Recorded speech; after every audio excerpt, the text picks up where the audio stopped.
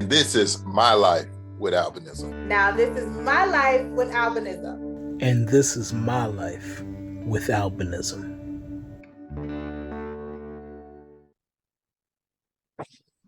All right, welcome back to another episode of Life with Albinism. I'm your host, Dale.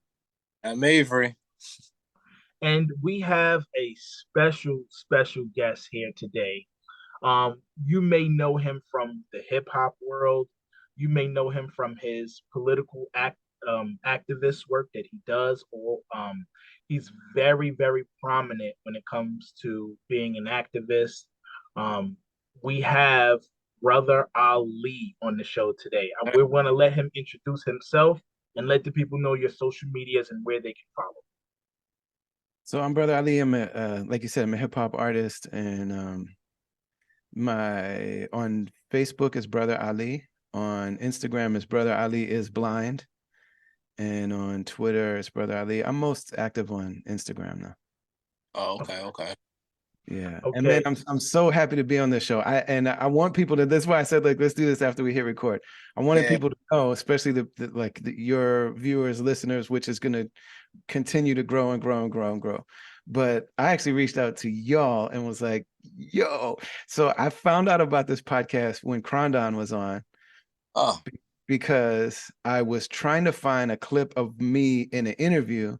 So I was like looking through YouTube, searching my name and certain other keywords, and a clip came up where you guys were asking Krondon, why don't we have a song together? I was like, what is this podcast? And so I started watching it, and I'm like, man, I love it so much. So I really appreciate the work you guys do. I mean, I'm sure you hear from people all the time, but I want you to hear from me, and I want also the listeners, viewers to hear from me. It just means a lot to be able to hear conversations about albinism, especially hosted by Black men. It really means a lot because everybody's got their own perspective, and yours is one that means a lot to me and makes me feel seen even through a squint, you know. But it means a lot, man. It's like anytime we have those things in culture that make us know we're not alone. And when people, there's just like little interactions and like little things that people say that might not end up being one of the clips or something, but there's like little things that's like, I know that. I know that face he made. I know that beat he had to take and think about that thing or whatever. It's really important for us to see reflections of ourselves and to see ourselves represented and reflected, and for you guys to be working through this stuff and talking through it and sitting and just being together. It's really impactful. I really appreciate it. Definitely. Thank you. Yeah, that means a lot, especially coming from someone like you, because one thing that me and Avery always discuss is how busy like people like you are, how busy people like Krondon is, and for you guys to take the time out to support our podcast, it just means so much. It means so much. What were you going to say, Avery?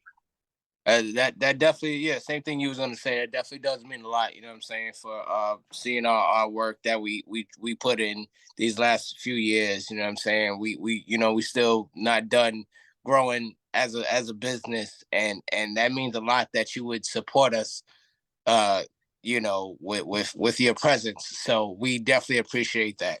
You know what I mean? So yeah. You do? Hello? Yeah. Oh. Yeah. Yes. I'm here, fellas. I just wanted to make sure that you had a chance to finish saying what you were going to say, Avery. So Brother Ali, what you mentioned actually leads us into our first segment where we wanted to ask you and hear your perspective on why don't you have a song with Krondon yet?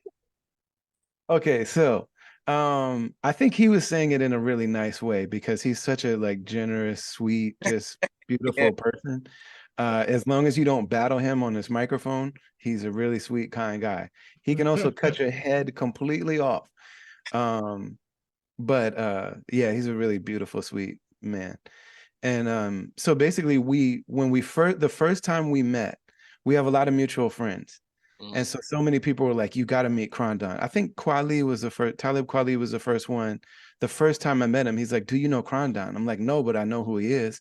And he's like, yeah, you have to meet Krondon. And then a lot of mutual friends that we both really love. People like Chase Infinite, who, you know, Chase Infinite is an amazing MC on his own and was part of a really important group in LA.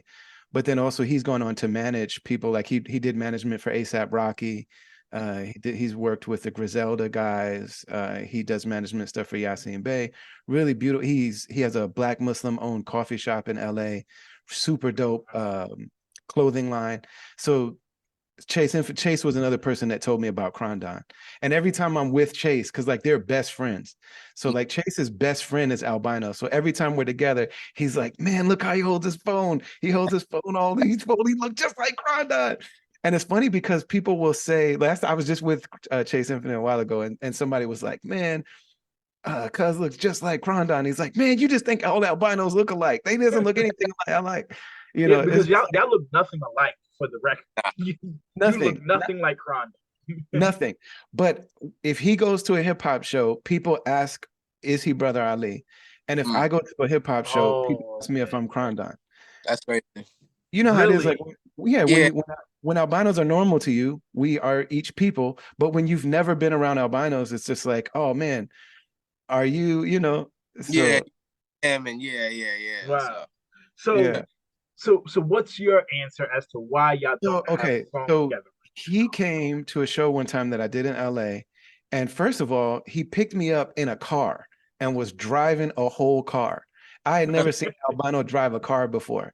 And I almost cried. I was like, I feel like this is watching Obama get elected, man. I'm like, Obama driving a car. And he was all cool. And he was like, yeah, brother love. Yeah, no big deal driving. You know what I'm saying? Yeah, God is good, brother.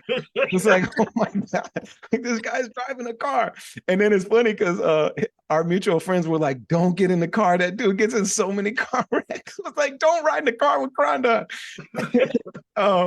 But so that was one of the first. And then we started having all these ideas like for a project to do together. And at that time, I was in the height of my musical career and I was just on tour all the time.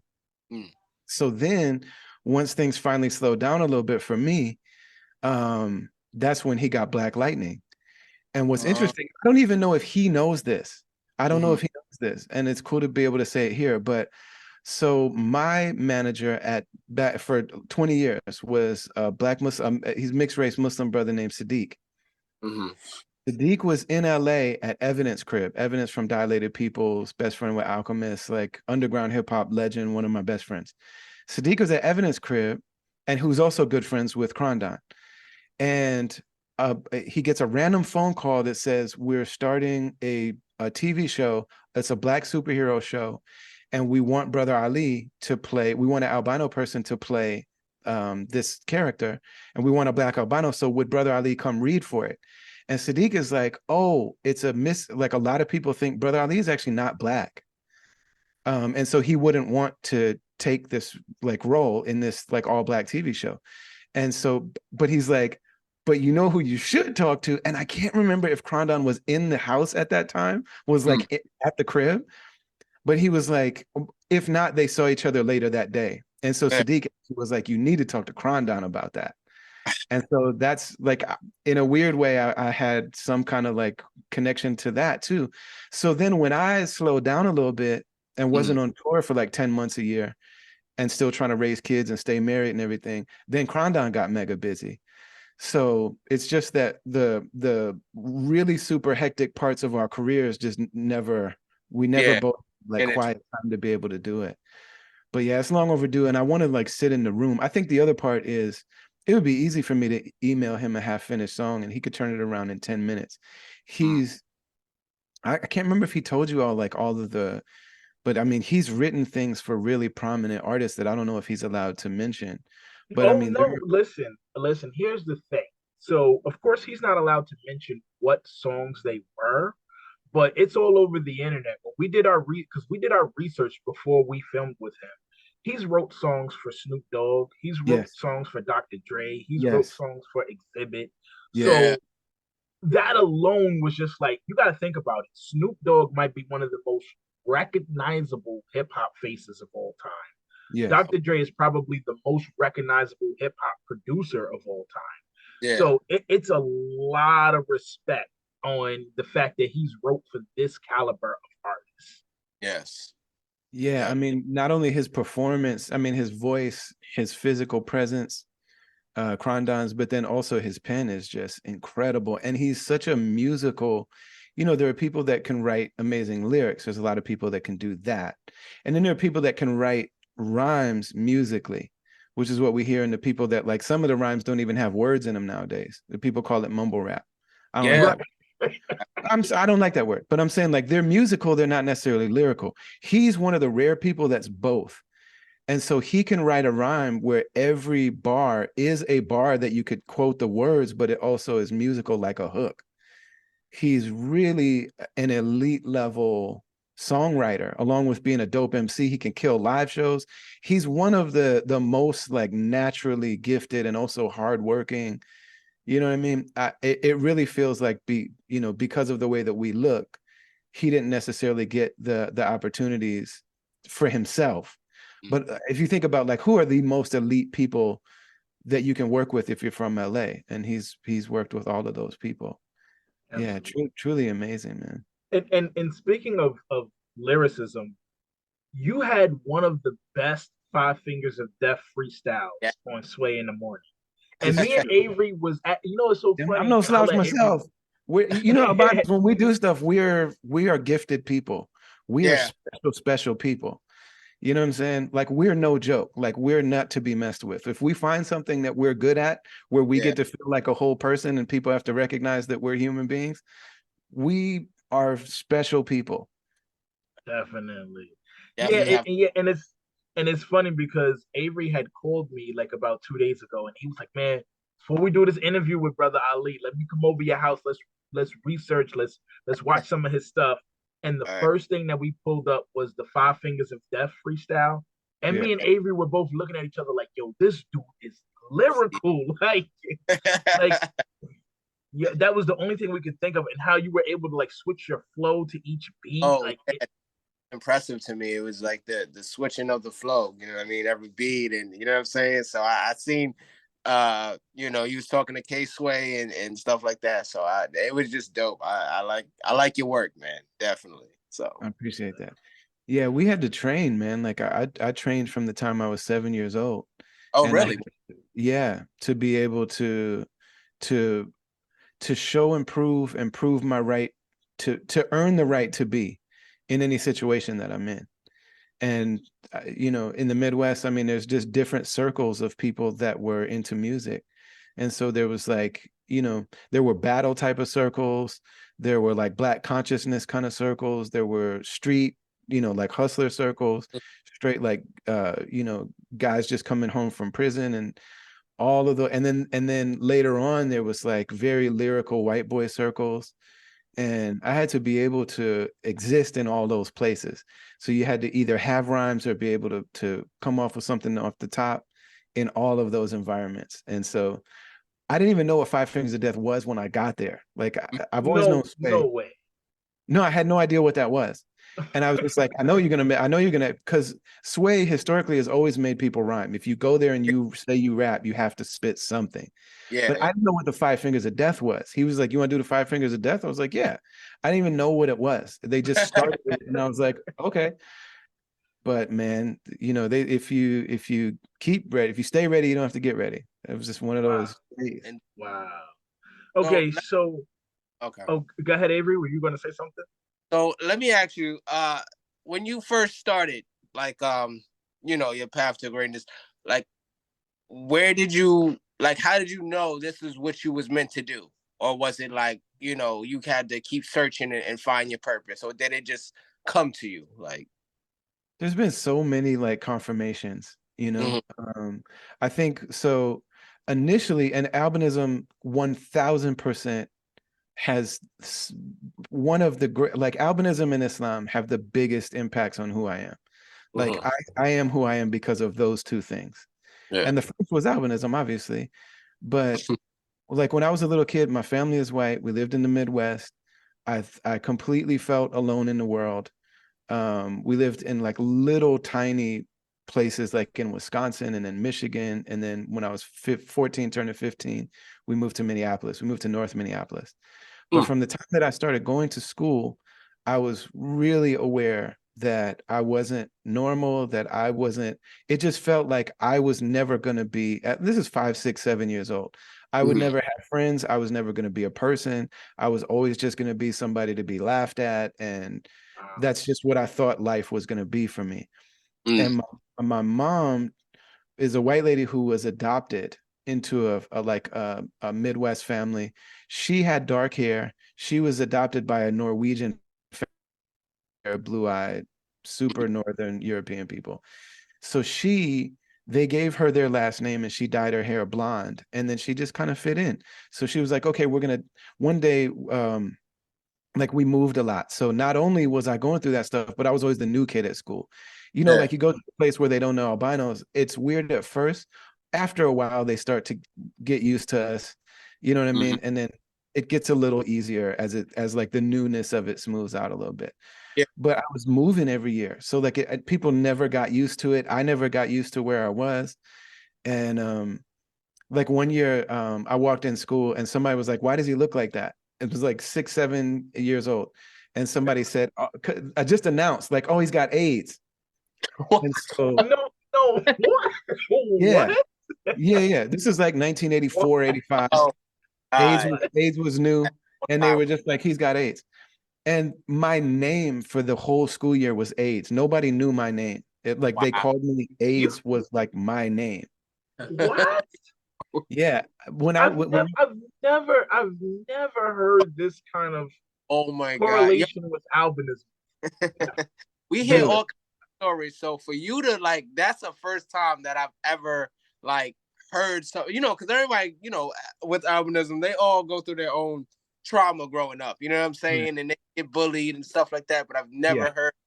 You know what I mean? It just gets weirder where it just, oh man. So that was not the worst of it, man. There was the way that I felt it, you know how like we have like the way we feel things, and then you look back at it when you're an adult, you're like, well, maybe it wasn't exactly like that. But it felt to me like white people had the most like dehumanizing. Somebody said that my mom and dad must be brother and sister. Oh wow. Somebody said I was like, my family was cursed by God.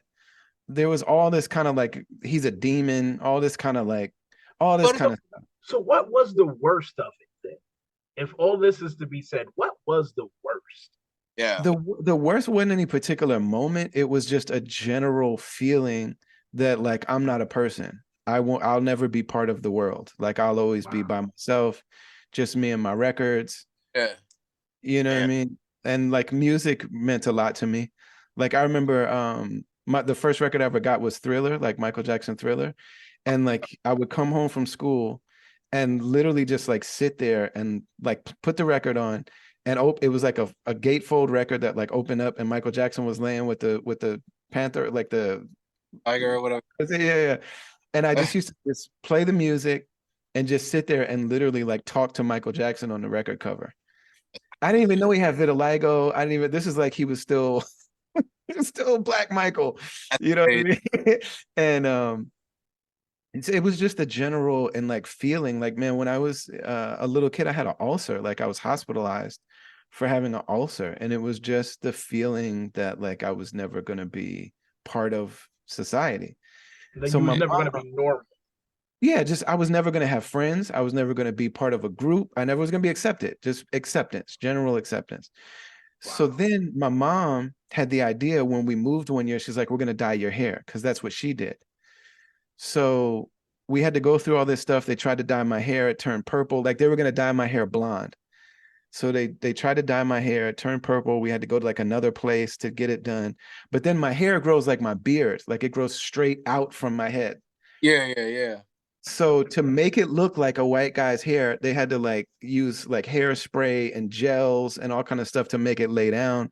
Jeez. It was like when I read the autobiography of Malcolm X and heard about him getting a conch, I was like, that I know something about that.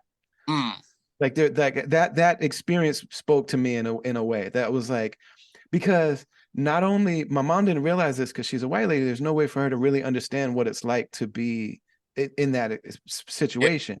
yeah, yeah. I was depressed when because I was putting on Oh, a disguise, mm-hmm. and not only was I not being myself, but like my new growth hair, I had to go back every 2 weeks and get it re-dyed because that was a secret to be hidden. But then also, I'm like, I'm being disguising myself to look more like the people who said I have AIDS and my parents are brother and sister and all, you know what I mean? So the people that are demoralizing me, I have to look more like them. And my mom didn't realize psychologically what it was saying to me. She didn't mean it to be like this, but it's like, they're right. I should actually try to be more like those people. And then it was a Black woman that worked at my school that told me about Black is beautiful. Mm-hmm. Because I think she understood. She was like, you know, after a while, we started wearing our hair natural. And like, if somebody wants to do something to their hair, that's one thing. But we had to learn how to love ourselves the way we are. And we couldn't try to just continue to try to be acceptable to white people. We had to learn how to be acceptable to ourselves. And I was like, I was maybe 7 years old, and it was just like, bing, like, okay. Yeah, So I was what color were you trying to dye your hair? blonde. Wait, isn't your hair already blonde? white. My hair is white. Yeah, Okay. he's Yeah, type. So yeah. you were trying to darken it a bit? Yeah, yeah. Okay. Yeah, they were. I mean, I'm 6 years old when this is happening, but yeah, they were trying to make it. I think the specific color was strawberry blonde, which, interesting Okay. enough, is like not far from the color of your beard. You know what I mean? Okay, so Yeah, about the color of our beards. Yeah, but Oh, okay, that okay. along with the like laying it down. You know what I mean? And then I had like tinted glasses so that you couldn't really see the color of my eyes. It Yeesh. was it was the equivalent of like trying to pass. Yeah. Right. And I He's a So realized that like my mom as a white lady doesn't have that historical reference. right. She Right. didn't have that. And so from the time that this woman at school, this Black woman at school, I was like, oh, and then also like everybody has different experiences, but like yeah, when I was a kid and all throughout my life, African people know what an albino is and have a sense of like, you're ours. yeah, So for a very long time, like all these families and all these like, you know, like I would stay at like my Black, I only had Black friends until I was like 21 or 22 years old. mm, All my friends were Black. Like everybody in my life was Black. I was like when I was so little, my body and everything was like, white people are not safe. Black people, at least I'm a person. It's not like everybody's my best friend, but even yeah, the jokes are just funny. They're not meant to like dehumanize me. It's just like, hey, Phil Donahue, you know what I mean? Like, it's just like actually funny. And like I could also have jokes too. mhm. And like if I learn how to like spar with the jokes, then like, oh, we're just two people jonesing on each other. And there's something very like, it builds a bond between people Yeah, that like I learn what I can joke about and what I can't. I learned how I can get at you a little bit without completely flipping your switch, and now we got to fight. yeah, yeah. And even if we fight, It was, the people who we like blood at each other's mouth or nose or something usually become your best friends. Like the yeah, like always like that growing up, man. So it's like, man, me and this guy are battle tested. He broke my nose one time and he knows I didn't back down. You know what I mean? It's like Right. if I'm ever in a place and Ethan Graham gets in a fight, he knows I got his back and vice versa. Wow. question. So So what at what age did you start like realizing, about more about yourself, like albinism and what type of albinism you had and about the sun and your eyes and stuff like that, and you had to start like really giving knowledge to people that ask about you, like what when did that start? So I will say that was one thing that my mom was good about. Mm-hmm. Her whole thing was trying to support me. And Mm-hmm. that was the thing that like racialized it from me when I was like, okay, she wants to help, but as a white lady, she does not have the experience to help. She's going to hurt more actually. Like even Mm-hmm. her helping is going to hurt me, you know? Um, but she got involved with Noah when I was really young. Oh, okay. And actually I went to a couple Noah conventions, and what I noticed, I even as a little kid, I was like, oh, this is set up by white albinos for white albinos. Black people come in here and have to kind of do their own thing. Mm. It's way flyer, and it's way not, it's better, and it speaks to me more. White albinos are sad. This is all like, I'm a little kid. These things are not as true as they felt, but I'm like, white albinos are sad and freaking depressed, and you know what I mean? Black albinos are fly. Like, you know what I mean? Like, black albinos are fly. And like, even now that like now there's Instagram, like you see all these pages with people celebrating their albino kids. It's all black albinos. Like, look how cute Tasha is. Like, that's always the way it felt. And some of these black families that I would be with, they were telling me when I was a little kid, you're black. Albinism is black. Yeah. We don't know who you're black, but like, and my parents are white. Like, they're white from Madison, Wisconsin. They're Leave It to Beaver white. Wow. But from the time that I was little, black families were like, you're black. Minister Farrakhan told me I was black. Like, Minister Farrakhan told his ministers, like, he's from us. Like, I'm saying, that's been my experience over and over and over again. And so for a long time, I just thought that I was happy to accept that. Yeah. So wait, what's your national? My parents are white. Like, they're white. Yeah. Like, you know what's so funny is, like, usually with albinism, it becomes pretty easy to tell if a person is if a person is black or white or not. And Brother Ali is one of the few where I couldn't quite tell if he was white or if he was black. And I think one of the main things is because you keep your haircut so low. You keep your haircut so low that I can't go off of the hair texture. And then when you grow your beard kind of looks like a black man's beard. Yeah. Like the texture of it. So in my head, I was like, I don't know if he's white. I'm like, I think he is, but I can't really assume. Yeah. It's funny because, so okay, when Rachel Dolezal happened, you remember the white lady that was running the NAACP, and she like dyed her hair, and she was straight lied. She like mailed herself hate mail. She was like full on lying. When that happened, I was like, there are going to be people that accuse me of that. I just knew it. And it's true. There are people that feel like I lied to them. And I understand that feeling. It's not true. I never lied, but I can understand somebody feeling that way. But I also just know that, like, I know where I felt safe. I know the way that I was like made to feel like a person and like and then I also know that, so then a lot of my fans are white, because there was like this whole thing that happened in the early 2000s, late 90s, early 2000s, there was like this whole new underground scene with super dope white rappers. They're like legitimately, so these are the inspiration for people. Like Eminem was one of them, and he ended up just going to Dre. But like the inspiration for people like Marlon Craft and Macklemore and like the white guys that come along later, and it's like, okay, who's the kid, Mac Miller, like those are guys that grew up on this particular cohort of artists, like Aesop Rock, LP from Run the Jewels, Atmosphere, who are not white, but people think they're white, and they don't do like Logic. Logic is like, I am black, I'm black. So Slug and Ant from Atmosphere are black, white, and native like Logic, but they appear to be white to people. So they're like, okay, let's just carry this like we think white men should carry it. You know what I mean? We're not going to try to like reinforce everything. Yeah. So there was like this whole, so once there was this big like movement of white rappers that weren't in the mainstream, a bunch of white kids were like, finally, we see ourselves on stage. And that's one of the crews that I was touring in. So I was touring in the early days.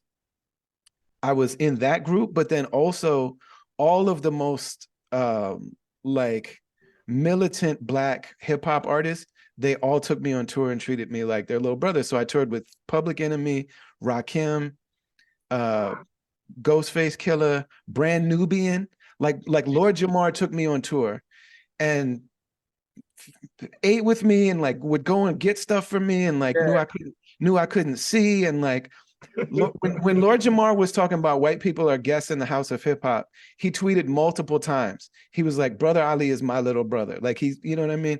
Yeah. That's always been my experience. And so, but then the white kids and the people from that group were like, some of them would be like, are you white or black? And I knew that if I said to them, I'm white, first of all, just spiritually, and like, that's not something that feels weird to say. So sometimes I'll be like, my parents are white, because whiteness is not just a genetic like thing. It's a way of seeing yourself and being in the world. Like Malcolm X said that he went to Mecca and there were people that would be called white in America, but they weren't white. They didn't have that thing about them. They weren't Caucasian. Yeah. They were European people. And he was like, you know, their hair was blonde, their eyes were blue, but they weren't white. And we ate out of the same dish with our hands and we drank from the same cup and we were brothers. And he's actually came back and said if white people would study Islam, it would help them just become human again. And that was one of the things for me that I was like, done deal, I'm Muslim. That's it, you know. Wow. Okay, so Brother Ali, I also wanted to ask you, since we were on the topic of hip hop and different artists, do you have a top 5 of your favorite hip hop artists of all time? It's tough. It's really, I mean, that's hard for anybody to do. But for me, the most influential people for me are KRS-One, Rakim, Chuck D, and then the last 2 are probably Jay-Z and Yasin Bey or Mos Def. Okay. Those are the people that have like, but it's hard because like there's a period of Ice Cube where Ice Cube was in that. Yeah. You know, there's like certain people that come in and out of it. Like the, you know, it's hard to just get it to 5. But the people that for the longest period of my life have been like people that like my North Star, like I guide myself based on those people: KRS, Chuck D, Rakim, Jay-Z, Yasin Bey. Okay. And have you had the chance to work with any of them musically? So when I was 13 years old, KRS-One came to Michigan State University for a lecture. I asked a question. He brought me on stage and he told me to read the autobiography of Malcolm X. And I have a picture of it that I post on Instagram like every 3 months, just so everybody knows that I'm. I'll send it to you guys if you want to edit it in. You can. But it's like me definitely, send that to us. We can use it as we can use it for our post because we'll definitely post different clips of this interview up. So I met him when I was 13. At that time period that I was telling you about, when I first started like touring, Rakim actually brought me on tour for 2 different tours. We toured together for a full year. Wow. And I was on his bus and I was with his family. Like I traveled on Rakim's tour bus. Wow. In terms of Public Enemy, so Chuck D and I are family friends. Like he was there the day my daughter was born. I know his daughter and his his wife, and he introduces one of my albums. I'm on a Public Enemy album. Me and Chuck D actually have like 5 songs together. Really? Yeah. Wow. Jay-Z I've been in space with, but I've never tried to like reach out. Nah, and I know. So I'm really Young Guru, his which is like his right hand man, I'm very close with. I know plenty of people in that circle, but I just have never tried it. Okay. And I'm fine with that. Like there's certain people I feel like connected to, and then there's other people I'm just happy to be their fan, and that's fine. Okay, that's respectable. So you never felt comfortable speaking to him or asking him for a feature? Well, I can't afford a feature. I mean, Jay-Z's not. Yeah, I'm not even in that. I'm not even in the same universe as like a Jay-Z. But you know what's funny is like, so I've had this experience with certain really big hip hop artists where like we'll be at the main time that I was around him was at Rock the Bells. Back in the days, there was a Rock the Bells festival. They LL got the rights to the name, and now he does a Rock the Bells festival. But back in the days, there was a Rock the Bells festival every year, where they would have two stages. There was a main stage that would be like the most iconic artists, and then there'd be a side stage called the paid dues stage that would be the up and coming like underground. So it'd be like me and Little Brother and Immortal Technique, and then there were people like Wiz Khalifa and Big Sean started on that stage, and then they moved to the big stage. Oh, okay. So one time, I was on that tour, and Lauryn Hill was on the tour, and Nice. she was struggling. Like, we all know that Miss Lauryn Hill, we love her to death. Yeah. Much like our heroes, Nina Simone. Like, it's not easy being a Black woman in the world, much less one of the most famous, much less being a genius artist. It's just not an easy thing to be. And so people struggle. And so she was struggling.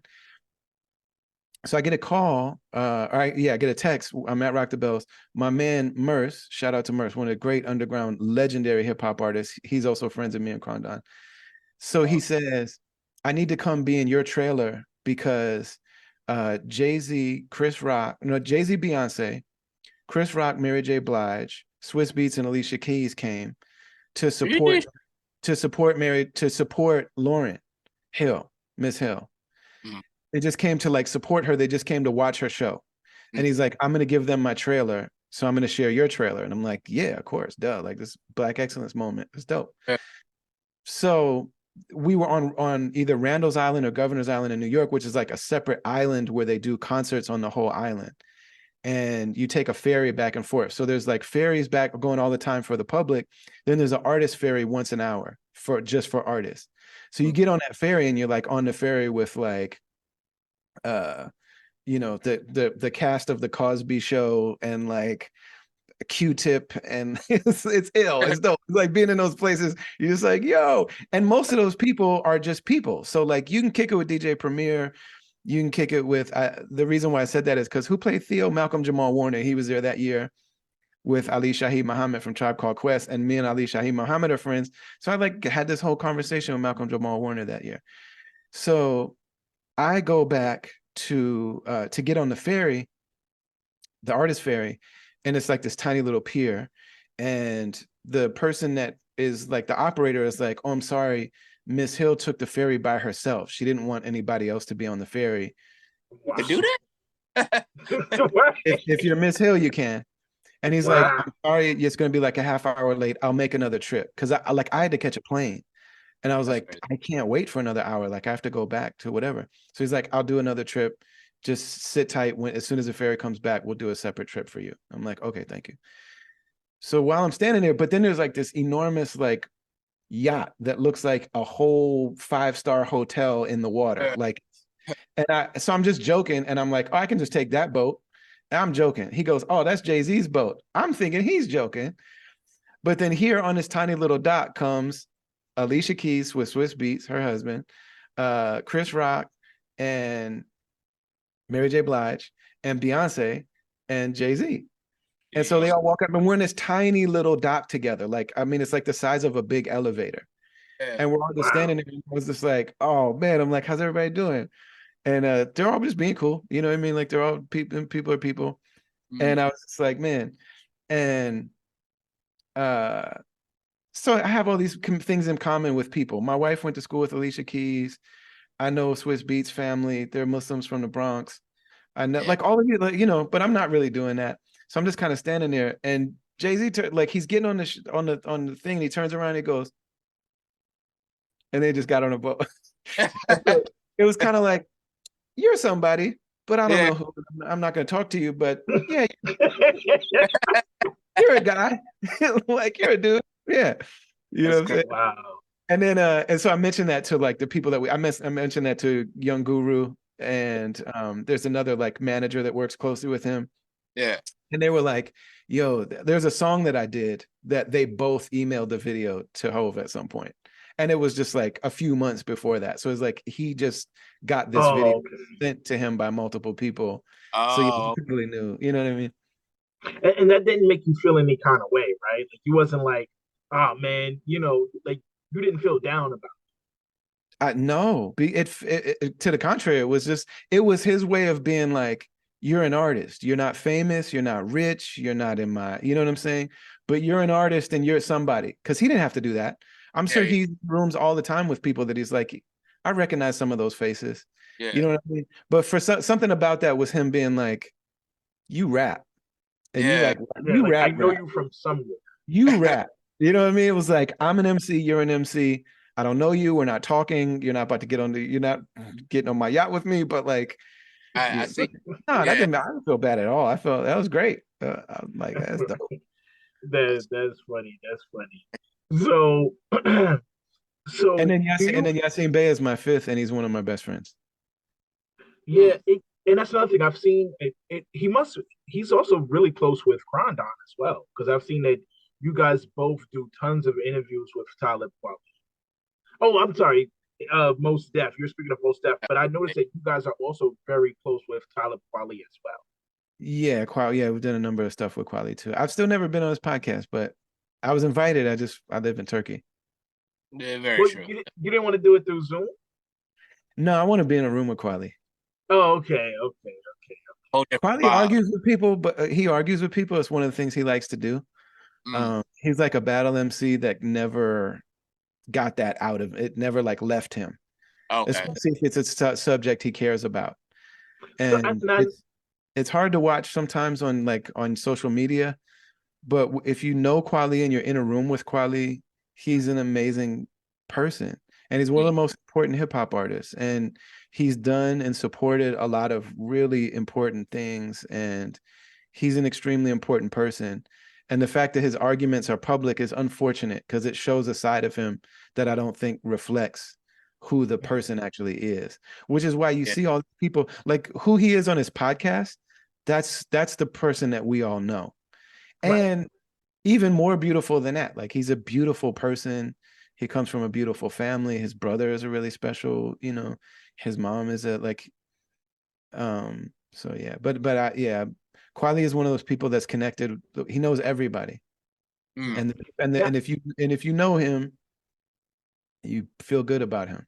yeah. Now, one thing I wanted to ask you, do you feel like your albinism makes you more or less recognizable as a celebrity? And I guess what I mean by that is this. When you're out in public, and people see you or notice you, does the albinism make them know for sure, oh, that is Brother Ali, and I know it's him because of the albinism? Or does it do the opposite? Does it make them feel like, I don't know if that's him or not. That might just be a regular guy with albinism. That might Do just you be feel some like other yeah, yeah. yeah, that might be Dale and Avery. I don't know who that guy is. No, it's weird. One of the things that I think has something to do with my albinism, but also all the cultural stuff I was telling you about, I never know how people perceive me. I Mm. don't know if, unless they say it. So Yeah. like, I don't know if a woman likes me or not. There's a lot of people that I think they're just being nice. And then my wife Mm. actually will tell me, my wife will tell me, because she's not a jealous woman, but she'll be like, she likes you. She knows she has to tell me that because I won't know it. I won't know it. I don't know if somebody thinks I'm what my race is. I never know. And then also, me and a lot of people like me are in this weird, when you say celebrity, it's like relative. So, and that's what I mean. Like Jay-Z is famous, famous. Okay. Yeah. There's old white ladies in Saskatchewan who know the name Jay-Z. They don't know a song, why he's famous. They just know who that is. Mm, And then there's me and a lot of and most of my friends and Krondon. And like, so if we're known to the people who know the thing who are into the thing that we do, it's different. Right. And so a lot of times I don't know if somebody's a fan or not of mine, or if they're just aware of me. Mm. But I mean, some people are super obvious. Some people will be like shaking or whatever. But there was just like this really well-known, respected journalist that visited Istanbul, and we all went to a picnic. And I'm like a fan of hers. Her name is Sena Said. Big deal for like Muslim journalists. yeah. She's a really big deal. She works for Al Jazeera. And we met one time before. but so we were at a picnic and there was another family there, and the guy was like, and everybody there are all journalists, like and then it's me and my family. And so the guy says to me, "Oh, are you also in media?" Because somebody mentioned my podcast. Somebody was like, "Are you also in media?" And Sena Saeed was like, "Dude, did you just ask Brother Ali if he's in media?" Like, this is one of the, like, and I had no idea that she's like listens to my music like that. I thought she just knew who I was because she's a journalist that covers the Muslim community. Yeah. So yeah, I never know. I do know that people. So here's probably maybe what I do know, that I get tweets or messages from people that are be like, "Are you in Spokane, Washington right now? Because I swear I just saw you walking down the street." Oh my God. Listen, I tell you Oh, this. my. I get this all the time. At least once per month, somebody approaches me and says, "Hey, were you at such and such Yeah. yesterday? Hey, did you go to that event yesterday? Were you at such and such street yesterday?" And I have to Dude, always tell them, "No, yep. that's not me." Yep. And then you That never know. And then two, the other thing is like, so if somebody thinks that I was in their neighborhood, first of all, did you just walk up to a random albino or just very light, like fair man and be like, Yeah. "Brother Ali," you know what I mean? I'm like, whoa, the awkwardness for that person. Or, and right. then the other thing is, there's people like, because of my low vision, I'll be in places and someone will be like, "Hey, are we good?" I'm like, "Yeah." And they're like, "Well, you didn't speak yesterday, and I thought you kind of like, you kind of mean me a little bit." And I'm like, "I didn't even know you were there. Like, I was just trying to, like, it was bright outside. I was trying to see yo, if the bus was yo, coming." Liz, let me tell you this, and I'm not joking. I actually just got fired from a job. Literally, I got fired from my job because I was a supervisor, and a Yo. staff member of mine walked past me and attempted to say hello, but I did not see them. And she doesn't know that I have low vision, so she thought it was intentional. So she started reporting me to the director, like, "Hey, this new supervisor is not friendly and he's mean." And I tried to say hi to him, and he just walked past me and just gave me this eye, like he doesn't even want to deal with me. And they had gotten those complaints, and I ended up getting fired. And I'm like, I don't think these people quite know that I'm legally blind. I just didn't see this woman. It was Yeah. never personal. Like I walked past you and just, "Oh no, I don't want to speak to you today." Yeah. You know what I mean? So people have to be so careful, because look Like, at my I'm situation trying where not to trip on anything. I'm trying to make sure I don't accidentally go in the women's bathroom. I'm trying not to, like, to accidentally shoulder check somebody. I'm Yeah. trying, and people don't understand legally blind at all. At all. Like, right, they're like, they Concept. either you're Stevie Wonder or you're Yeah. an blind pilot. There's nothing that people do not understand. Of legally blind. They just see it, like they just think like either you have vision or you don't. Like, you know what I mean? right, It's right. They don't understand that in between where it's like, yes, I yeah, have vision. Yes, but I can see that there's a physical human in front of me, but I don't see the details to know it's you. yeah. You know what I mean? Especially if the light is behind you. Oh yeah. Right. Yep. Oh man, forget it. Forget it. Or people be like, "So what can you see and what can't you see?" It's like, I don't know what I can't see because Yeah. I can't see it. But Right. it just depends where the lights are in the room. You know what I mean? Right. Somebody turns one So, lamp on and suddenly I can't or can see. yeah. So People that's just what don't get it. how's traveling for you? You know what I mean? Like traveling in public and how's that? Like, walking wild. If it's like airports and stuff like that, I'm cool. Okay. Because those are pretty well marked and all that kind of stuff. Okay. Um, Living in Istanbul has been a trip because, like, Istanbul, there are so many, and like, this is what I'm saying, like, you all will be the only other people that really get this. Yeah. There's no two surfaces that are the same. There's no two, like, the sizes of steps. No two steps are the same height or length. Like, it'll go from like brick to pavement to tore up concrete to like every surface is completely different. Yeah. So for me, like, it's ill because, like, when I'm walking by myself, I Yeah. know what to do. I know I'm gonna go the wrong way. I know I might bump my head on something, and it's fine. when I walk with other people, that's when I get, because like I'm like, if I'm navigating, this is gonna take a long time and it might frustrate you. Yeah. If you're navigating, I might not be able to keep up with you, or I just have to watch you, and like whatever you do, I'm doing. You know what I'm saying? Okay. So you've never thought about like using like a cane or something like that, like, you know? One of my teachers, one of my Muslim sheikhs, like told me to get a cane, Mhm. and I don't know, man. I've just been accused of Not, lying so much already. Like people think I lied and said I was black, that I'm like, man, if I have a cane, but then I can see, I'm gonna look like one of those dudes trying to like, Yeah, trying to I'll look like Eddie milk the Murphy in The Golden disability. Child or whatever. I mean, but it's not for them, it's for you. You get what I'm saying? So it's Yeah. like, I mean, like why would you? I mean, does that, because me, I've never, like, I didn't grow up like that. You get what I'm saying? Like, I know other albinos, they grow up with, like, using canes and braille and stuff like that, and but I didn't do that. You know what I mean? My grandma wasn't. She was like, just go out there, just go and Figure it just out. to the world. So I kind of like grew up like that. You know what I mean? But I think for me, if I was to use a cane, not to say that it would destroy my image, but I don't feel comfortable because I'm not comfortable with it. You know what I mean? I never used it. I don't Right. like how people portray me when I use that. You know what I mean? So it's not that I'm ashamed, but I feel like I could just adapt more to from what I got. How about you? Yeah, I feel that. There are times where when I'm traveling, where I want to use like a handicapped seat or a bathroom. And there's times where I'd be like, I wish I had a cane right now just to communicate, like just the Yeah. equivalent of like a sticker on your car. Right. Letting Like, people know, hey, watch out. I may not be able to see. Yeah. yeah, just to like, hey, I need to go to the other end of the airport and I can't see all the signs you can see. So I'm dipping in this like handicap bathroom real quick.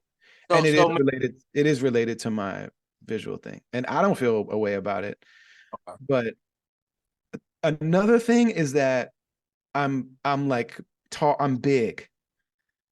And that's another thing that I noticed. There's a difference with people who like men that are just a little taller than other men. People don't say as much. There's this weird intimidation thing where people are like, I shouldn't just talk greasy to this person. Like, you know what yeah. I'm saying? Right. So I know I think exactly I what get you mean. away with stuff because I'm not enormous. I'm like 6 feet tall. I was actually how. Okay. Yeah, I'm 6 feet tall. But I Oh, think it's just enough where people are like, I don't know what's going on with this guy. I don't think I'm really gonna mess with them. So You know, you know what's so funny? I know exactly what you're saying, brother Ali, because for me, it's the exact opposite. I'm very, very short. I'm yes. 5'5", right? that's So just not tall. I don't really call you short. You're no, not that's short. The tall. average adult man is about 5'7" to 5'9". I'm 5'5". Those numbers might have been taken in very tall white society, sir. Yeah. 5'5". I'm not. Yeah, Rakim's not short. Prodigy from Mom Deep wasn't short. Yasin, but you're not short, bro. You're just not tall. There's nothing wrong with that.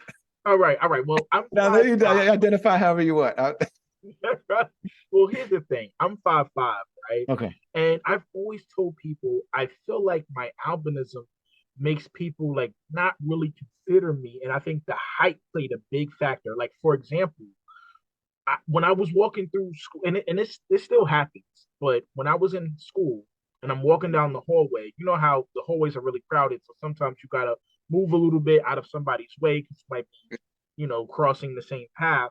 And one of my friends, he said to me, he said, people walk as if they don't even see you. And I told him, I think what that was is it was the perfect combination of Yeah. being so short and having albinism, which made Yeah. people feel like, well, I don't got to get out of his way. He got to get out of my way, type of Yeah. thing. Whereas I think in your situation, it's the exact opposite, where you're just tall enough for people to be a little more cautious when approaching you, to where they're like, okay, I'll walk out of his way. You know what I mean?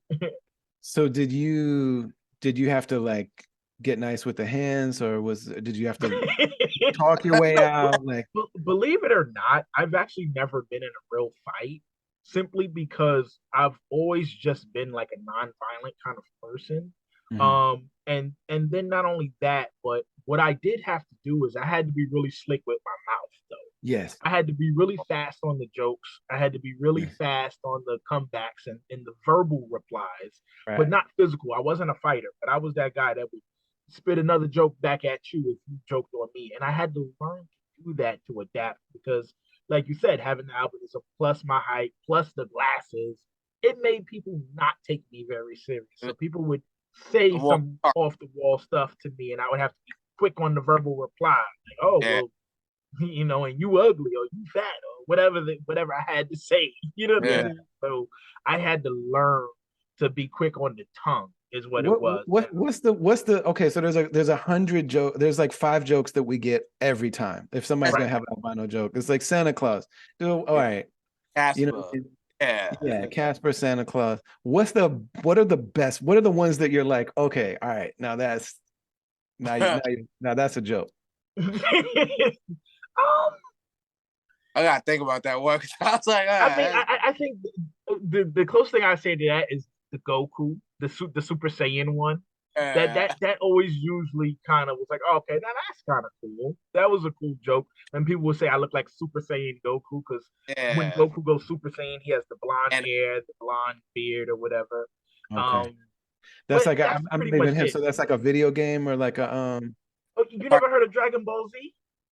I've heard of it, but I'm not. It's not a Japanese anime.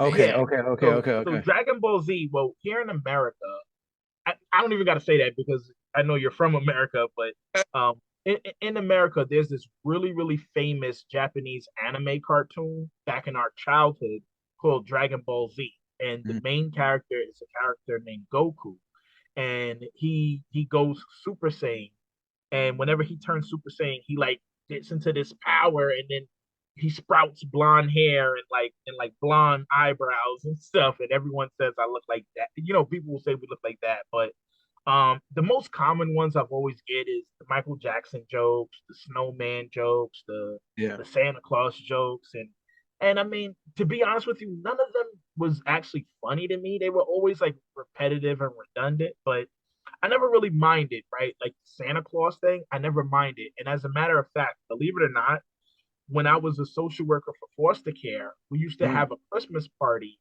at the end of the year. And I actually volunteered to be Santa Claus for the kids because I already had the blonde hair and the blonde beard and all of that. So I was like, yo, just throw a Santa Claus suit on me and I'll be Santa for the kids.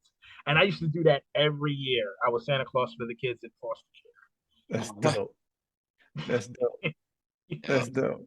Well, what about you, Avery? What are some of the jokes Avery, you constantly heard, and what was like the funniest one of them to you? Like I said, it was the Casper, Ghost, Powder. You know what I mean? I hated that movie, by the way. That was terrible. Oh, Powder, yeah, man. F that movie for life, bro. Like Powder Killer for life, man. Dude. Yeah, that's the worst, man. Bad job on that movie, but yeah, that was about it. You know what I'm saying? Casper, the Ghost, so same. Nothing crazy. Was any of them actually funny to you? Nah. I was like a quick little chuckle, and then I had to, come back. You know what I'm saying? Like, but anyway, your mother, you know what I mean? So, Brother Ali, correct me if I'm wrong, but it seems like you must have gone through a really hard transition of accepting your albinism and getting to the point now where you're fully confident in it and confident in your looks. Is that fair to say? I thought so until about 3 to 4 years ago. I had a major experience in my life that made me realize that put me in therapy. Really? And wow. In therapy, I have been uncovering all kind of stuff, all kind of just like low self-worth, just battle with being valued by myself and other people. I thought so because I'm like, oh man, I make music about it. I stand on stage and everybody cheers, and I'm like, I must be over it. Yeah. Nope. And then I started this weight loss journey. I learned all kind of stuff about my relationship with my body and eating, and all kind like, so one of the things is that I basically was really sitting with like, why have I never really cared for my body? Like, why do I make the decision to eat pizza or ice cream because that makes me feel good? But why does like being in my body never feel good? Or like, why have I never invested? Why have I never like loved my body? Like the act of loving my body. And after a while, I just like, and you know, I don't know if you've been in therapy, but it's like when you have a revelation, you realize like, oh, anybody that knows me has already been knowing that about me. It's like obvious to everybody else. But I had to learn that I felt like no matter what I do, I'm still just gonna be an albino. Wow. And So, so where are So you you're not now in terms like of your my fault. I'm sorry. All right. So I just wanted to ask, so where are you now in present day in terms of your confidence, That sounds especially your confidence in now? I'm still learning. I'm still working on it. Like I'm 45 years old. I still am working on it. I'm still working on how it shows up in relationships. I have this weird thing also where, but you're married, right? yeah, but yes. Yeah, I bet like next week it'll be Got 20 kids, years. like, you got, you know what I'm saying? So that's what I said, like, you know what I'm saying? When you say this, you know what I'm saying? It's just like, why is that still something that you're dealing with? You know what I'm saying? I'm not saying that, you know, that you're not allowed to feel how you feel. You get what I'm saying? But I just, you won. Like, you know what I mean? You're there, you know what I'm saying? You got money in your pocket, you got a whole family, you know what I'm saying? You start a relationship, you got a beautiful wife, you know what I mean? Like you're doing things, you met celebrities, like what else is there to think about? Like, you know what I mean? Like so I mean, much it shows up over and over and over again. So when you're like, why not go for the Jay-Z feature? I've yeah. never gone for any feature. Part of the thing with Krondon and everybody, like, okay, I've always wanted to be like when I came out, I wanted to be in the world that like the Roots were in, Mm-hmm. Yasin Bey, Kweli. I wanted to be in their world. Okay. I never asked them, and I love those people. Yeah. Like, I'm friends with those people. I love them, and like we say that to each other. You know what I'm saying? Like if I see De La Soul, I'm hugging those guys, and I'm like, yo, I love you, Ali, I love you, man. Like I've had moments with it. I've never asked them for a feature. I've never asked them to go on tour. I've never somewhere deep down inside me, I don't think that I'm actually worthy of a lot. I've limited myself a lot. I've limited myself in my career, Okay. um, in my relationship. So like, yes, it's not that Listen, I can't. It's not that I can't get with women. You know what I'm saying? Like, Yeah. my wife's a very beautiful. Like, it's great, and she really loves me. I didn't realize until we moved to another country that like the imbalance in our marriage, because I had this unexamined thing that like in order for me to be worthy of you being in a relationship with me, I never said this, like, you know, but I have to give so much. Mm. And like I didn't realize it and she didn't realize it. When I started realizing it, I had this other person like fully take advantage of me and like manipulate me and like intentionally take advantage of me. That's what made me realize it in all my relationships. And I started realizing that I had so many imbalances and like the dynamics in most of my relationships were off because I didn't I didn't see myself as actually worthy of being in any of the situations I was in. So I never advocated for myself. I never acknowledged what I needed. I never communicated that. And I would get to a place in a relationship where I couldn't escape it anymore. And I really needed something from somebody. And most of the time when I would try to shift the dynamic or be like, yo, I need so-and-so from you, they would be like, no. And I'd be like, I just gave you 20 years of loyalty. Yeah. What do you mean? So, and then I start looking at it and I'm like, oh, I've never asked you for anything above and beyond but I've given you everything because I didn't feel I was worthy. And it's not even their fault.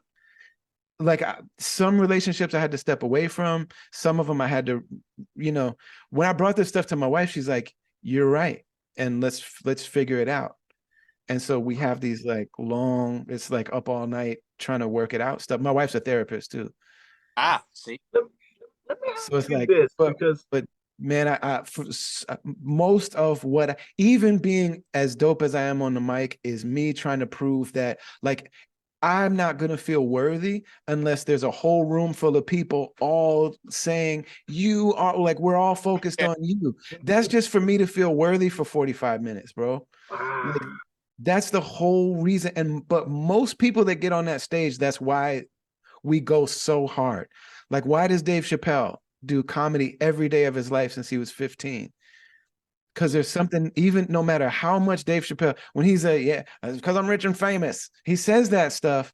Yeah. But deep down, there's a kid named David who he was skinny. That's why he got buff. They lied, said he smoked crack. He was just trying to be, you know what I mean? And people tell him you're not a nice guy. You hate whatever, you hate people in the trans community. He's like, no, I love everybody. I'm just trying to be. So many of us are just trying to prove we're worthy, man.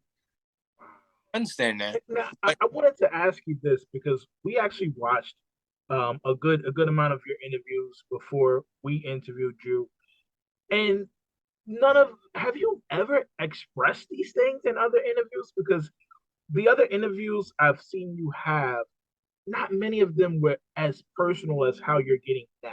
A lot of Yeah. times you're very deep into philosophy, very deep into politics, very deep Yeah. into religion. Yeah. Have you ever expressed these things Not in like other? this. Part of it is because I'm talking to y'all. And then Yeah. part of it is because in the last few years, like since I moved to Turkey, I've been in therapy. Since I moved to, like, when I moved to Istanbul, it's like I don't have all of the, like, things that I built up in my life. Like in my neighborhood, I'm not Brother Ali the rapper. I'm just some weird looking guy that doesn't know how to speak Turkish. That's it. You know what I'm saying? And then, Yeah. like, so, like, sometimes people will like come and like show my barber like a video of me on stage, and they'll be Yeah. like, what? Like, why didn't you tell us? I'm like, what am I going to say? You know, Right. so part of that is because I'm talking to y'all. Part of it is because of what I'm going through now. Then here's another thing I noticed. I will advocate super hard for other people, even my political organizing stuff. I will sacrifice it all advocating for somebody else, not for myself though. Mm. I won't even ask somebody for what I need, basic things I need. So do you think that's just pride, or is it just like you don't I even? didn't think I was worth it. I did not think. I was worried that if I ask for what I need, the truth will come out that these people have just been letting me be around. Mm. I'm talking about people I've been in business with for 20 years. I'm talking about people I've been married to for 20 years. I'm talking about friends I've had. Like, if I actually say, like, hey, I need something from you, Yeah. that they would that it would just come to light that, like, oh no, we don't do anything for you. You just Yeah. show up and do stuff for us Mm. because you're just lucky to be here. Wow. Mhm. So so yeah, I just have to admit, man, like this has just been very insightful. And I've seen that you've just been sharing so much with us, and I can only appreciate your level of honesty and how open you've been. Um to me it's just shocking to hear the things that you're saying. And I must say this, man, my I don't want to say advice, right? Because you don't need advice from me. No, But the please. thing that I would say is that I want you and anyone who's in your shoes to just be confident in who they are and what they're doing. Because here's the thing, like I Yes. told you before, I'm super big into hip hop, and specifically I'm into lyricism, right? Mm. And me hearing you rap, I can tell how gifted you were lyrically. So it shocks me when you say, hey, I didn't have the confidence to approach Jay-Z or say something to him, because here's my thing is that you are lyrically at a level where you can be very confident in your skills. You know what I mean? And I say this, man, is that, like you said, for you to have gotten to the point where you're at in life with having a family, having kids, having a beautiful home, being able to live across seas in another country, having the financial capability to keep up with that. Not only that, having yourself in a space where you can say you've been on tour with Rakim, you've been on tour with Chuck D, you've been on tour with these type of people who mean so much to the hip hop Yeah. world. So Yeah. you have nothing to prove. And not even nothing to prove to yourself because you've already did it. How many Yeah. people can say they've been on tour with Rakim, one of the Mount Rushmores of hip Yeah. hop? Yeah. Not many people can say that. Chuck D, one of the Mount Rushmores and one of the founders of how hip hop is curated the way that it is today. So for Yeah. you to be in the spaces with those people like Mos Def, Talib Kweli, Pharoah Monch, these type of people, Yes. that is enough for you to know you can be fully confident in who you are, your skills, your ability. And I don't care if you're in the room with Jay-Z, Kanye West, or whoever. Hold your head up high and know that you do what Girl, they do. I have to. Do what they do. You know what I Right. mean? He Yeah. raps, you rap too. He's Right. a lyricist, you're a lyricist too. Yes. So at the end of the day, And man, I appreciate that, and I receive it. yes, thank you. And the thing that you learn for anybody that has a dream and then is able to get some version of it, and I will say, and it's beautiful. Yes. And the financial part isn't, I think, what people think it is for Yeah. any of these artists. Like the people who have money, like real money, it's not from their music. It's from some Right. other like That's adjacent correct. business acumen they have. Like if you just do art, even if you do well, it's not real money. You know what I mean? The beauty of it is the freedom of it. Is like you know what I mean? I don't do better than people who have a nice job, realistically. But I do that doing what I love to do and being able to express myself and be myself. So it's a tremendous blessing. During the pandemic, I was broke. Like during the pandemic, I was like doing online speaking events, trying to, like, you know what I mean? Like I was living check to check like that. You know what I mean? And there's been times at the height of my career where, like, man, if you're not really careful with your money, it's so easy to spend it all. And it's actually set up for artists to always be in debt. And that's just the truth of it. We're paid least and last from what we do. And most artists have this pressure to keep up appearances. And so the little bit of money you have, you got to drive a car that if if you pull up to a meeting in a regular person car and you're asking them for big money, they're like, no, you're not a big money person. Nobody, if you were worth this money, somebody would have paid it for you and you would have a very expensive car and watch. And like, they look at your watch. I've been in things where people have asked for money on my behalf and they look for my watch and they look for that's like The flash. man. Yeah. So I'm saying, and in terms of the ability to rhyme, I'm comfortable with everybody. Okay.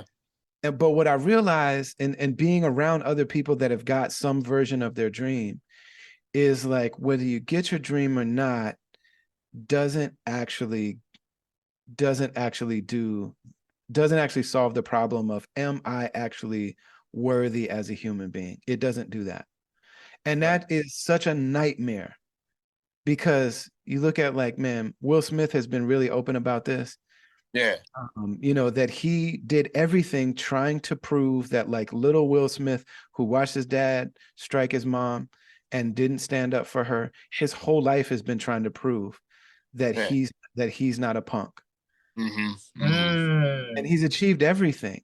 And that's a beautiful man. I don't want to talk about his wife, except for the fact that, because I don't like dogging people or like even judging people, whatever. Yeah. But he stood up recently and said, what would it mean to love somebody forever, no matter what they do? I will always be there for her. And she's saying all this stuff, and people are like, yo. And he's like, I'm here. I'm always going to be here for her. And anybody can think whatever they want. Yeah. Like, that's a beautiful man. And he's achieved literally everything there is to achieve.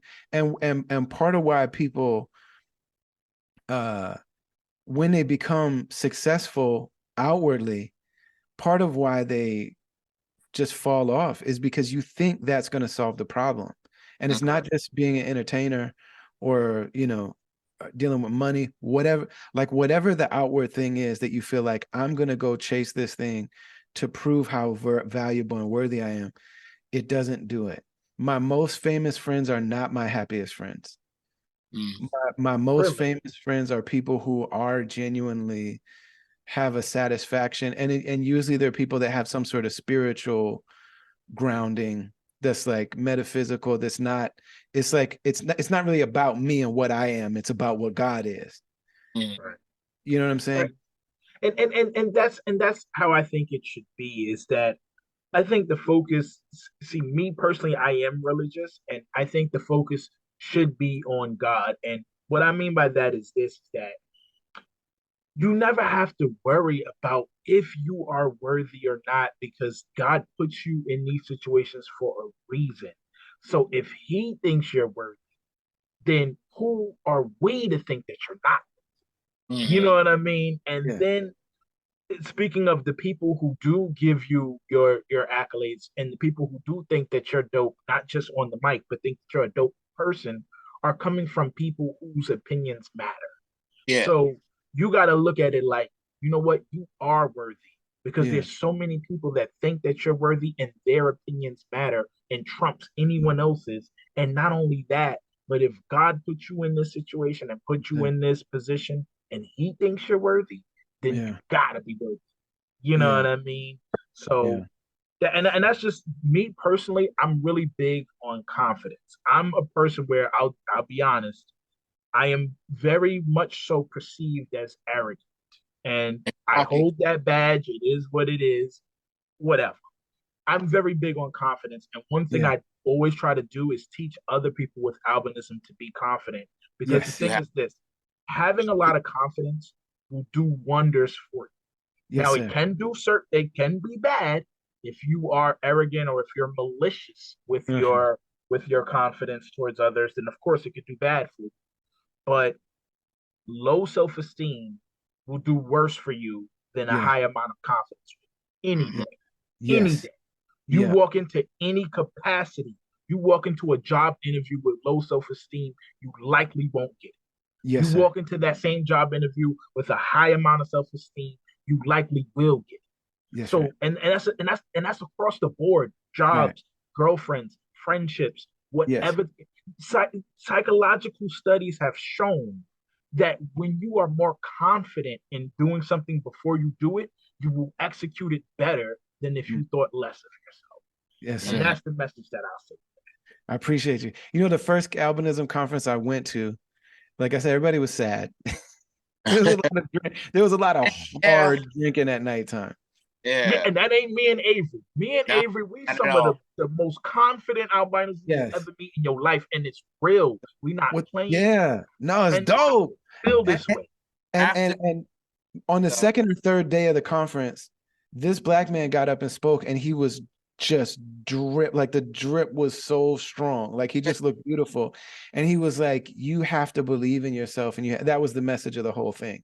yeah. And he's like, "People are going to look at you, so be sharp."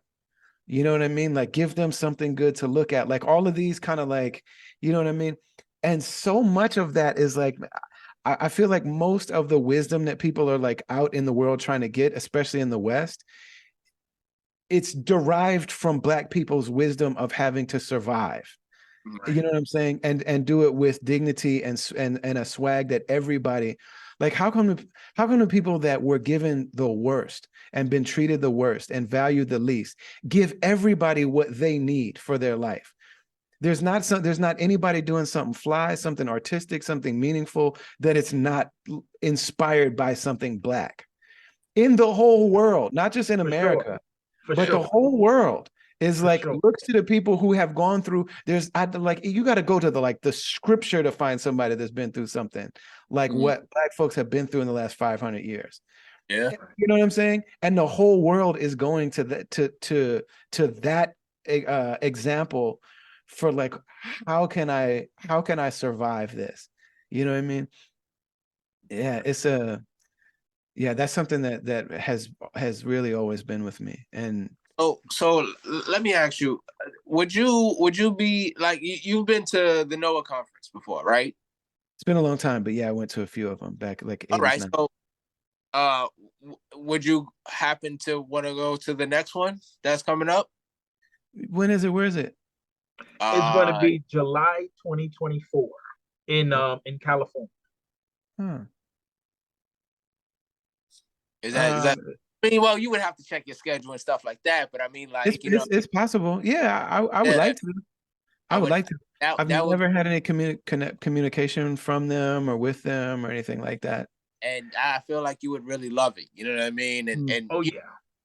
Here is just like, wow, like, you know what I mean? Like, I thought I was doing bad, and then you hear someone else's story, and you be like, you know what? I'm not as thought I was. Like, this guy, you know what I mean?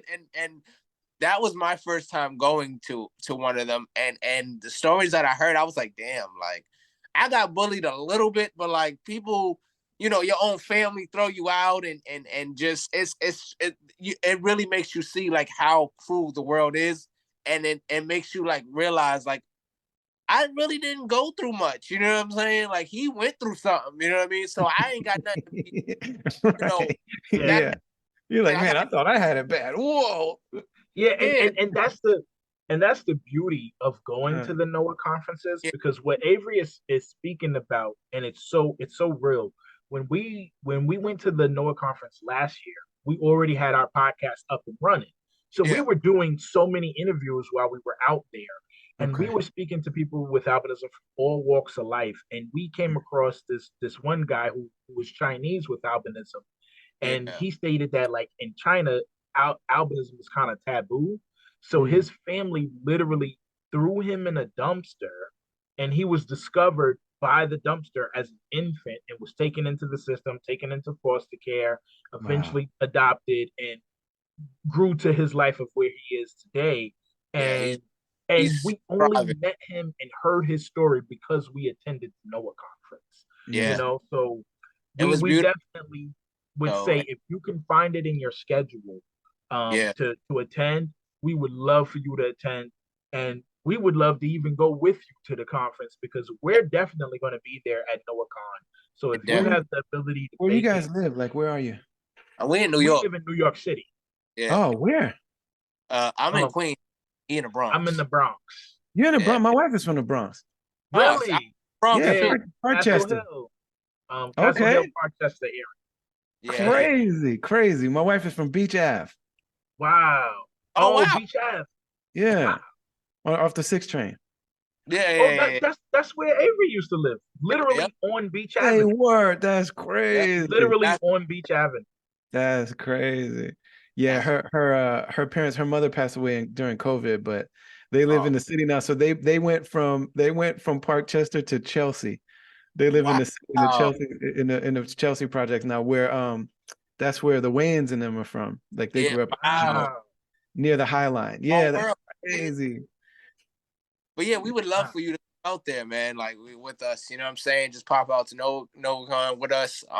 Show some love, you know what I'm saying? And hear other people's story, and it makes you reflect on your life, and it's just like, I can do more. You know what I mean? I Right. can, if I lift him up, I got this for both of us. You know what I mean? Right. So Mm. Right. and And I'll definitely look into it, especially if you guys say it's, you know what I mean? Like if you say, I from the way that I was raised, I see everything through a very critical, like racial lens.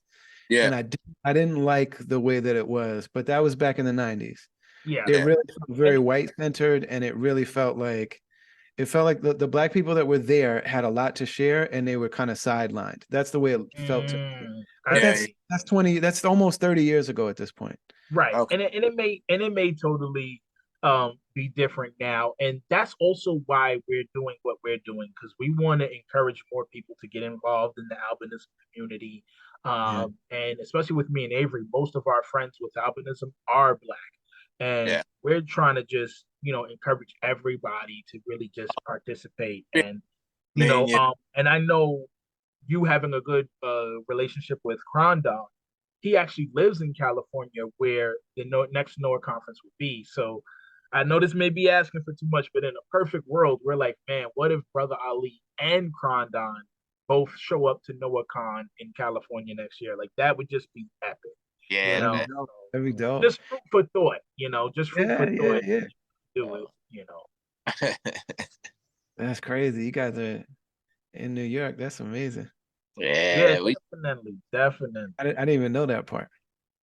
Oh, I thought we had mentioned that. Yeah, no, yeah, we're in New York, and that's why when I figured you lived in America. I don't know why I didn't think that you possibly would live somewhere else. But when you said you yeah. live in Istanbul, I was like, what is he doing out there? Like, I thought business told me that. I was like, he gotta be, something for yeah, I was like, business. maybe he's out there, for business, or maybe he's Yeah. shooting a movie or something. I don't know, but Nah, man, this place is like, so my wife came out here first. Like, me and my wife are both converts to Islam, and she came out here and studied for a month. They have these like 1 month intensive trips you can do, and they go to different Muslim countries and stuff. But she came here and she came back and was like, she told me specifically, she's like, you would thrive in Istanbul.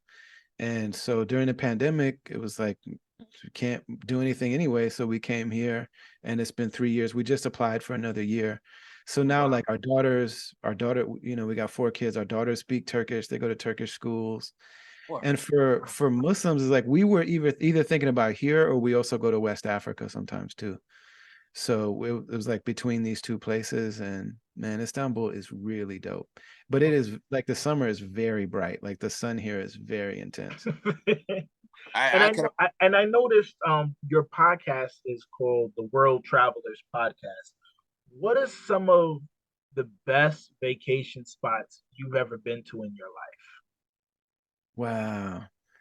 Yeah, it's like, like I don't do vacation for for the idea of like the beach and life?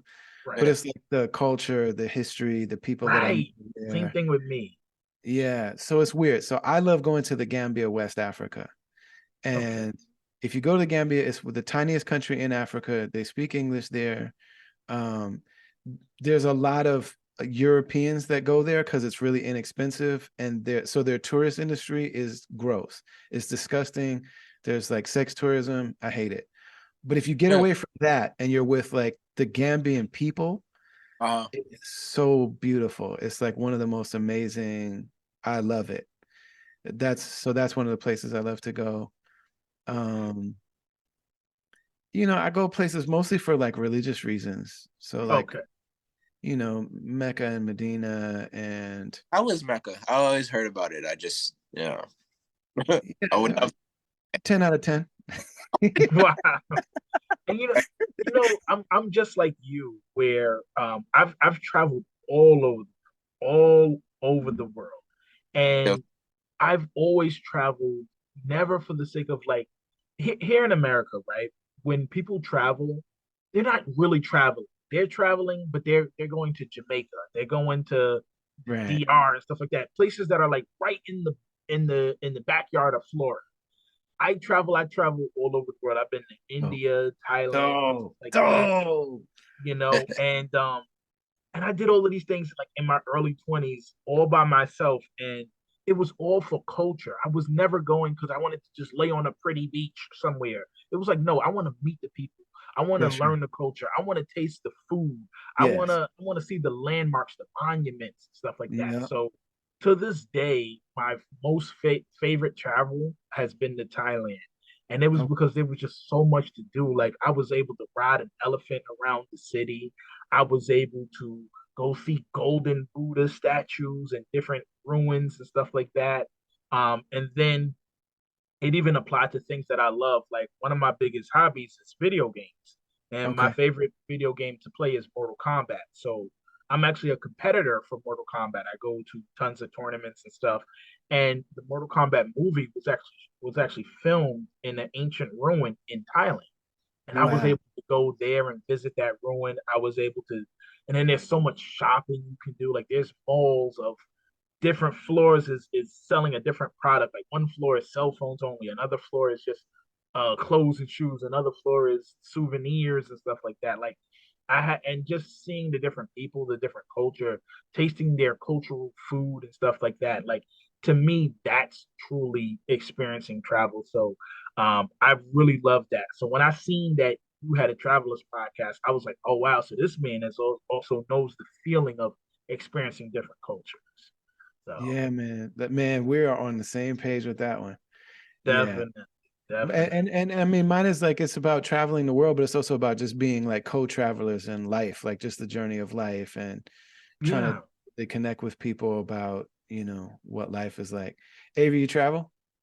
Nah, I'm with this. I gotta get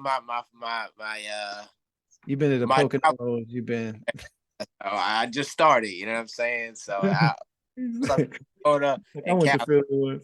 Yeah, That's it. it's funny because Avery doesn't travel, but I Yeah. had this thought in my mind. I was like, in order to motivate him, I got to Mm. take him out of his environment. So Yeah.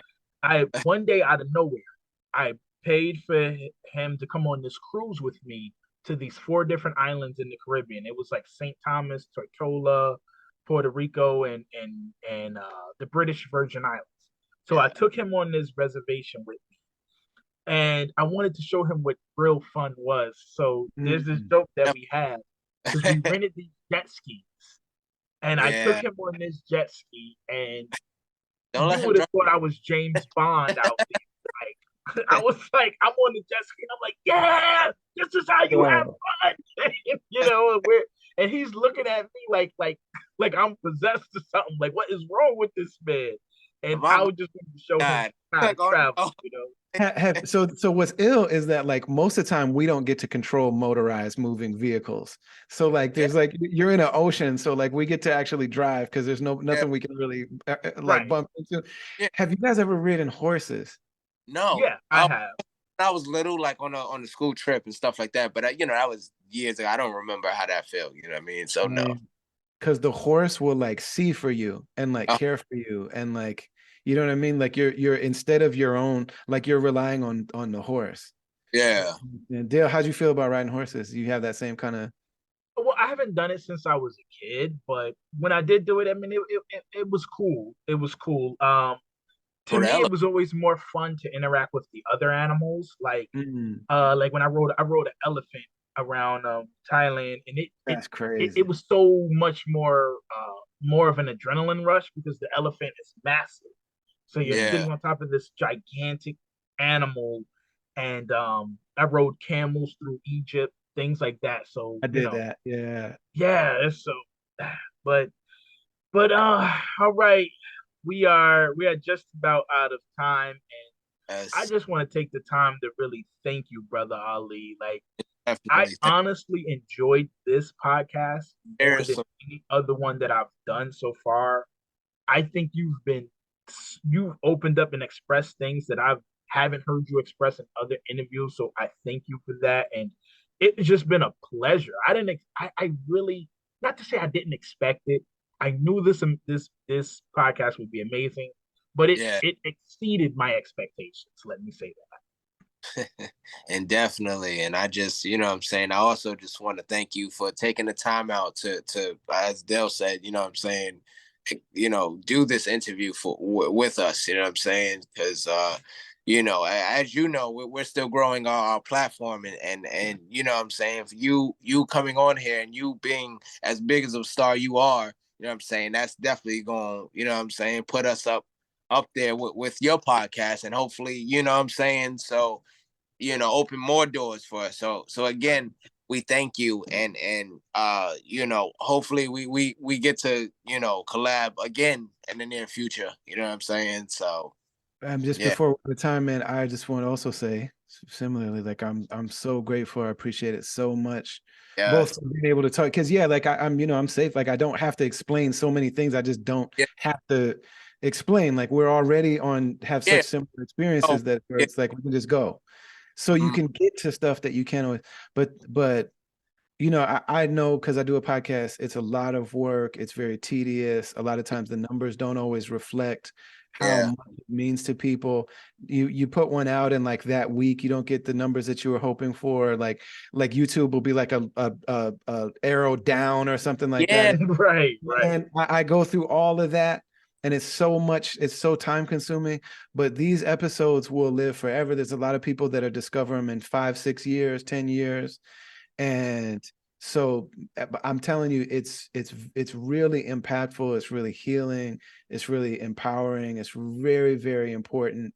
And so I'm so grateful, man. anything I can ever do to support. When you guys are ready with this one, I'll like post it on all of my stuff and put the link and everything.